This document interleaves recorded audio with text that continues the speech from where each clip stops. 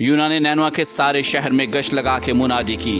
बादशाह और सारे लोगों को आसमान और ज़मीन के खुदा के बारे में बताया और कहा, वो तुम्हारे जुल्म, बेइंसाफी और गरदगरी को और ज़्यादा बर्दाश्त नहीं करेगा। लाजिम है कि तुम अपने गुनाहों का इकरार करो, खुदा के हजूर तौबा करो और बुरे कामों से बाज आओ, वरना खुदा तुम्हें सजा देगा और तबाह कर देगा। लोगों ने यूना की बात सुनी और उस पर गौर किया। बादशाह से लेकर मामूली आदमी तक सब खुदा की तरफ फिरे और उन्होंने गुनाहों की माफ़ी मांगी। खुदा उनसे राजी हुआ। अब वो उन्हें सजा देना नहीं चाहता था, लेकिन यूना ये देखकर नहायत नाराज हुआ। वो खुदा से कहने लगा, क्या मैंने नहीं कहा था कि ऐसा ही होगा? मैं पहली बार तुझसे इसलिए दूर भागा था कि मुझे खदशा था कि तू इन खौलनाक असूरी लोगों को माफ़ कर देगा।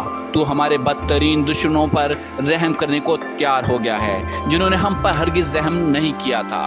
अब ऐ खुदा, मैं तेरी मिन्नत करता हूँ कि मेरी जान ले ले, क्योंकि मेरे इस जीने से मर जाना बेहतर है।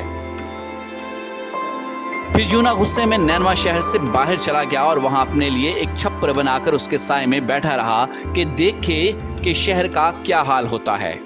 उसे उम्मीद थी कि खुदा अपना इरादा बदल लेगा और उस शहर पर आग और गंधक बरसाएगा। लेकिन दोपहर तक धूप की शिद्दत से गर्मी नाकाबिले बर्दाश्त हो गई और यूना का बुरा हाल होने लगा। जिस खुदा ने तूफान में बहुत बड़ी मछली भेजी थी, उसी खुदा ने बड़े बड़े पत्तों वाली कद्दू की बेल उगाई। उस बेल ने बढ़कर और फैलकर यूना पर साया कर लिया। उसकी ठंडक से यूना बेहतर महसूस करने लगा। लेकिन दूसरे दिन खुदा ने एक छोटा सा कीड़ा भेजा, जिसने उस बेल की जड़ें काट डाली और वो बिल्कुल सूख गई।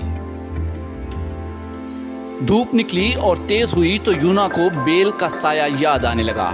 उसका हाल पहले से भी बुरा हो गया और वो और ज्यादा नाराज हो गया। अब खुदा ने उससे पूछा, तुझे क्या हक हासिल है कि बेल के सूख जाने पर तू नाराज हो जाए?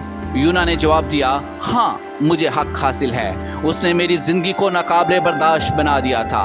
अब तो मेरा हाल इतना बुरा है और मैं ऐसा नाराज हूँ कि मर जाना चाहता हूँ। खुदा ने बड़ी नरमी से कहा, यूना, तू इसलिए नाराज है कि वो बेल सूख गई जिसको उगाने और बढ़ाने के लिए तूने कुछ नहीं किया था। वो एक ही रात में उगी और एक ही रात में सूख गई। तेरे ख्याल में मुझे इस सोच से क्या महसूस होना चाहिए? क्या नैनवा के सारे लोगों को सजा दूं और हलाक कर डालूं? वहाँ औरतें और बच्चे और आदमी हैं जिनको मैंने पैदा किया और जिनकी बरसों निगहदाश्त और परवरिश की।